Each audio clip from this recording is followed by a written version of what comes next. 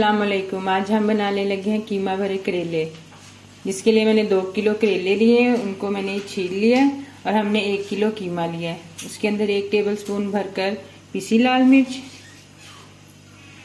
1 tablespoon level कुटी लाल मिर्च, 1 teaspoon गरम मसाला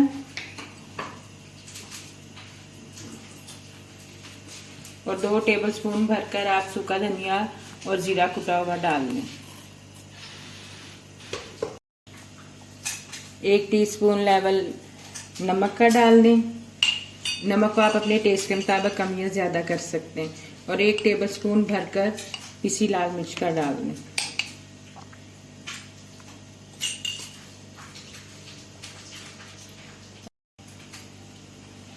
और 3 से 4 अदद प्याज डाल दें। इनको मैंने जिस तरह हम ऑमलेट के लिए चॉप करते हैं इस तरह काटा है।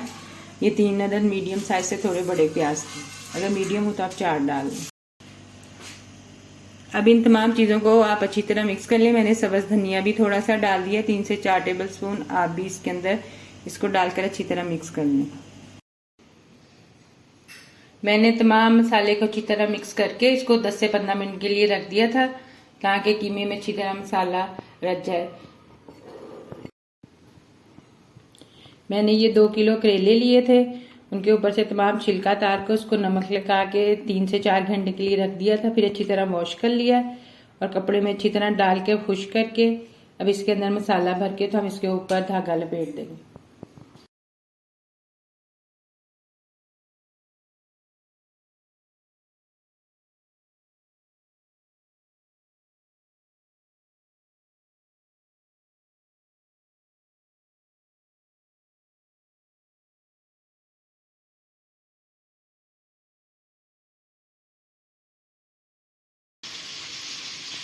अब आप तमाम करेलों के ऊपर इस तरह से धागे को अच्छी तरह लपेट दें ताकि कीमा बाहर ना निकले। और फिर इनको हम हल्की आंच के ऊपर फ्राई कर लेंगे। इस तरह आप तमाम करेलों को भर लें और इसके ऊपर इस तरह धागा लपेट दें। मैंने इसके अंदर 3 कप सरसों का ऑयल डाल दिया और आधा कप मैंने दूसरा ऑयल डाला है। सरसों के ऑयल में फ्राई करने का करेलों को ये फायदा होता है कि इसमें कड़वाहट नहीं रहती। अब इनको हम हल्की आग पर फ्राई कर लेंगे। इस तरह हमने तमाम करेले भरकर इनके ऊपर इस तरह धागा लपेट दिया। इसी तरह आप तमाम करेलों को भर लें।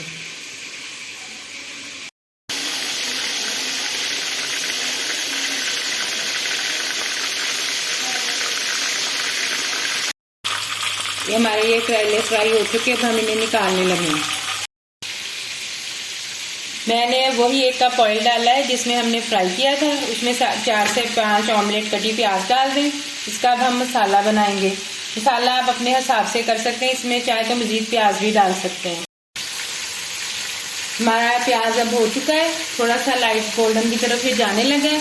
तो अब आप इसके अंदर जो बाकी का कीमा बचा है वो डाल दें। इसको 1 से 2 मिनट के लिए फ्राई कर लें।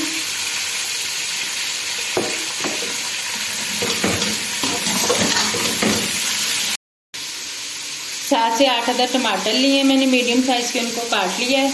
और 2 टेबलस्पून अदरक लहसुन लिया और हरी मिर्च ली है। मसाले के अंदर कीमा डालना प्याज वाले में ज़रूरी है ताकि मसाले में भी कीमे का अच्छी तरह टेस्ट आए। कीमा हमारा अच्छी तरह भुन चुका है। अब इसके अंदर टमाटर, हरी मिर्च और अदरक लहसुन डाल दूँ। 1 टेबलस्पून मैंने पिसी हुई हरी मिर्च भी डाली है और इसको हल्की आंच के ऊपर थोड़ी देर के लिए ढक दें। इसके ऊपर 1 टीस्पून नमक डाल दें और 1 टीस्पून पिसी लाल मिर्च डाल दें। नमक और मिर्च आप अपने लेवल के मुताबिक कर सकते हैं। मैंने करेलों में भी 1 टेबलस्पून डाला है। मिर्च का अगर आप हल्की करना चाहें तो आप 1 टीस्पून डाल लें। सूखा धनिया और जीरा 1 टेबलस्पून भरकर डाल दें और 1 टीस्पून लेवल हल्दी का डाल दें और इसको 7 से 8 मिनट के लिए ढक दें।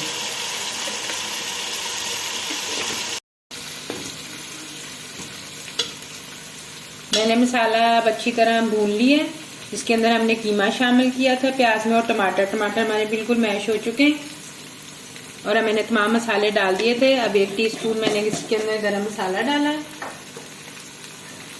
और आधी से या 3/4 कप दही का डाल दें।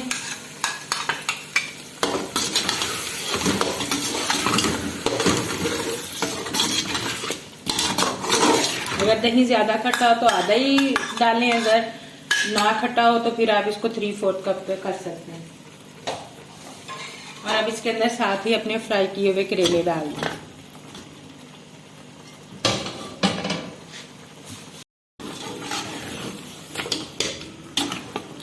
इसको अच्छी तरह मिक्स कर दें और इसमें 3/4 कप दूध डाल दें।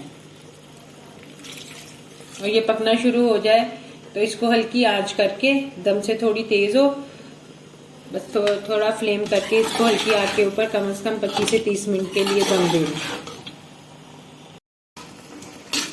दूध डालने के बाद ये पकना जब शुरू हो जाए तो आप इसको आधे घंटे के लिए दम दे दें, बिल्कुल हल्की आंच पर छोड़ दें। आखिर में सब्ज़ धनिया और सब्ज़ मिर्च डालकर हम इसको सर्व करेंगे और आपको दिखा दें। अब हम इसकी बस आग बिल्कुल दम वाली करके इसको 25 से 30 मिनट के लिए हल्की आग पर छोड़ने लगे, ताकि हमारे जो करेलों का छिलका वो बिल्कुल सॉफ्ट हो जाए। और ये कीमा भी कीमा तो जब हम फ्राई करते हैं तब भी वो अच्छी तरह गल जाता है, लेकिन अगर अब जो थोड़ी बहुत कसर होगी वो इस दम में पूरी हो जाएगी। कीमा करेले अब बिल्कुल तैयार है। इसको हमने हरी मिर्च और धनिया से गार्निश किया है। आप भी बनाइए, इंशाल्लाह ताला आपको जरूर पसंद आएंगे।